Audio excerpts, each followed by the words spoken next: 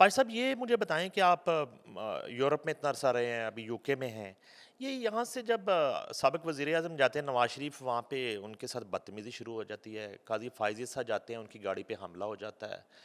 और ये क्या कल्चर है यूके में जो पाकिस्तानी हैं, आई मीन हैं तो ये सारे पाकिस्तानी, ये कितने लोग हैं, कितनी तादाद है इनकी, इनके पीछे कौन है, ये पेड लोग होते हैं या वाकई इनके अंदर इतना जहर भर दिया गया है कि हर इवेंट को और ये तमाशा दिखाते हैं वहाँ पे दुनिया को। नहीं, ये पेड लोग तो बिल्कुल नहीं है। अच्छा। तो कि क्योंकि ये चीज़ है कि हमारा जो मुआशरा ना, इसमें जहालत है और फरसुदा निज़ाम है और तबक़ाती निज़ाम है बेसिकली, जो लोग एक्सपेक्ट नहीं करते, मानते नहीं जिस चीज़ को। तो इमरान खान एक काफ़ी अरसे के बाद ना एक थर्ड पार्टी बन के आया था, थर्ड ऑप्शन। और हम लोग बेसिकली शख्सियत परस्त हैं। और फिर क्रिकेट भी हमारे अंदर, तो वो एक उसने मज़हब कार्ड भी खेला और एक सेलिब्रिटी था। तो लोगों को ना वो एक अट्रैक्ट किया, जिस वक़्त एक वक़्त में भुट्टो भी किया था। तो लोग जुनूनी होके उसके पीछे, कुछ क्रिकेट की वजह से, कुछ उसके, और उसको ज़्यादा लोग ना वो मुर्शिद कहते हैं। अक्सर वो कप्तान, यानी वो आज भी कइयों के लिए कप्तान है, कइयों के लिए वो मुर्शिद बन चुका है, कइयों की। तो वो लोग, और फिर वहाँ जो है ना, एक्चुअली ऐसे लोग जिनके बिजनेसमैन, ऐसे बेशुमार बिजनेसमैन हैं जिन्होंने काम किया है, बहुत पैसा कमाया, लेकिन उन्हें जानता कोई नहीं। तो ये प्लेटफॉर्म से उन्हें एक मौका मिल गया सामने आने का। फिर जो आप देखते हैं टिकटॉकर पे छिछोरापन, वो छिछोरे लोग जो थे उनको भी मौका मिल गया कि वो भी बहुत सारा, आप देखें कई करैक्टर जो हैं उभर के सामने आए, जिन जो कि इंतहाई छिछोरे हैं, लेकिन वो वायरल हो रहे हैं। तो ये तो कोई इसमें, और ऐसे लोग जो है ना वो एक, अब आप देखें इस दफ़ा गए हैं तो 20-25 लोग थे, नवाज शरीफ साहब इस दफ़ा जब गए हैं, तो उसमें इनकी अपनी भी गलती है, इनके अपने ड्राइवर्स की। पहली गल तो ये है कि नवाज शरीफ साहब 4 साल वहाँ रहे हैं, सियासतदान है, मुल्क के बहुत पॉपुलर सियासतदान है। और एक दिन बता दें इन्होंने किसी पाकिस्तानी से मुलाकात की है वहाँ।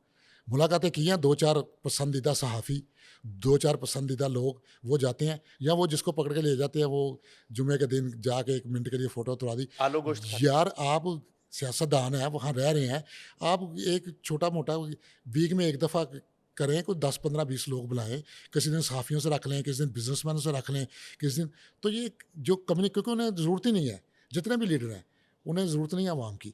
वो हम पे मुसल्लत हो जाते हैं, हमारी सोच ही ऐसी है। आप देखें ना, मरियम साहबा अपनी बेटी को लॉन्च कर रही हैं और वो हो जाएँगी लॉन्च। भाई साहब ये जो आपने बड़े शोज़ किए हैं उस पे जाने से पहले आपने अभी एक तंजीम लॉन्च की है सांझा वेड़ा। जी, जी, जी। ये क्या है? और ये पंजाबी कम्युनिटी के लिए की है, और मेरी इत्तला है कि इंडियन पंजाबी भी शामिल है उसमें, पाकिस्तानी पंजाबी भी शामिल हैं, दोनों पंजाब शामिल हैं। इसका मकसद क्या है और इसकी एक्टिविटी क्या होगी?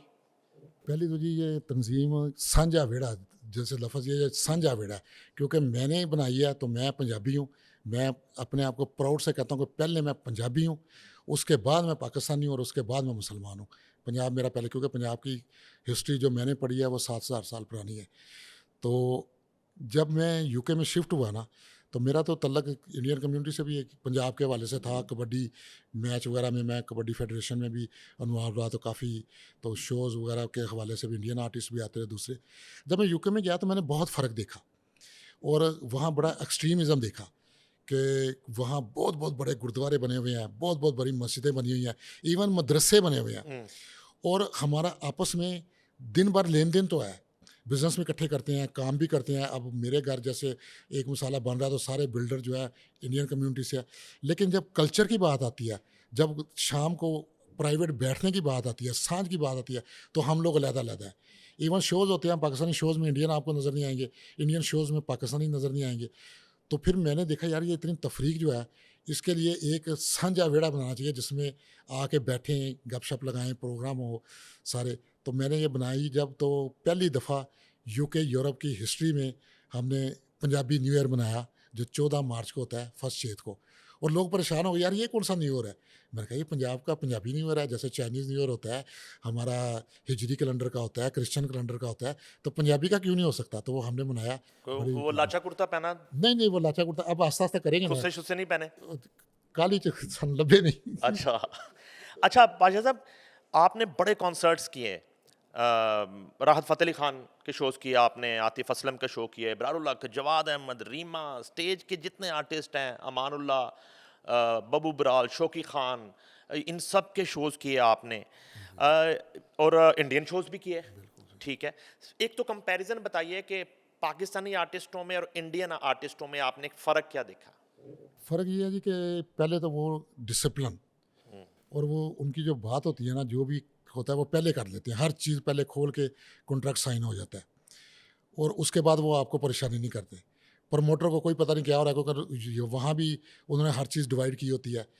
तो हमारे भी, तो हमारे आर्टिस्ट जो होते हैं ना, इनके नखरे छोटे से लेकर बड़े तक। हुँ, अब लास्ट जो शो था, राहत की आपने बात की, सबसे पहला शो राहत का मैंने, शुएब आलम ने यूके में और यूरोप में मैंने किया था, हुँ, जब नुसरत साहब की डेथ हुई थी। हुँ, तो वो जो शो उनके बुक थे फेस्टिवल के, वो फिर शाह ने कवर किए, तो हमने छोटे छोटे भी करवाए थे।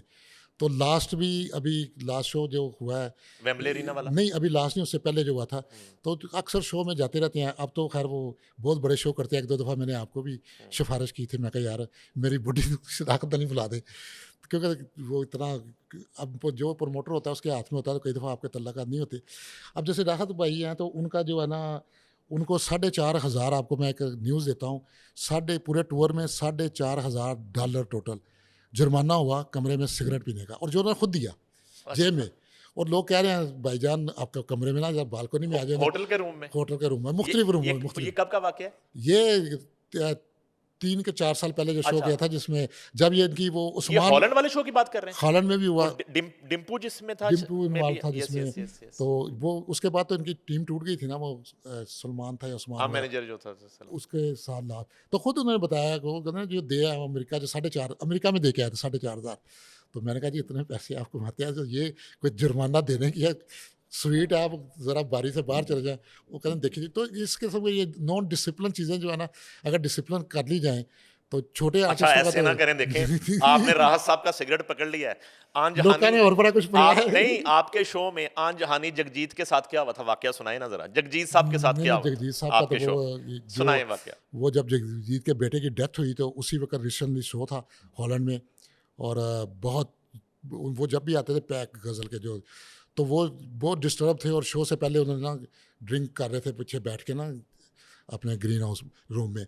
तो वो आगे जब खाल वगैरह फुल हो गया, तो वो उस वक्त वो फुल अपना, बूढ़े बुजुर्ग आदमी ड्रंक हो चुके थे।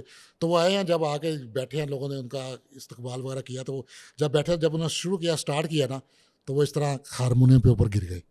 अच्छा, और वो लोगों ने तो दम समझा कि कोई खुदा ना खासा कोई हादसा हो गया। वो आए, देखा, तो उन्होंने फिर ऐसे देखा करके, फिर वो 2-3 दफ़ा, तो वो यानी गहरी नींद में सो गए।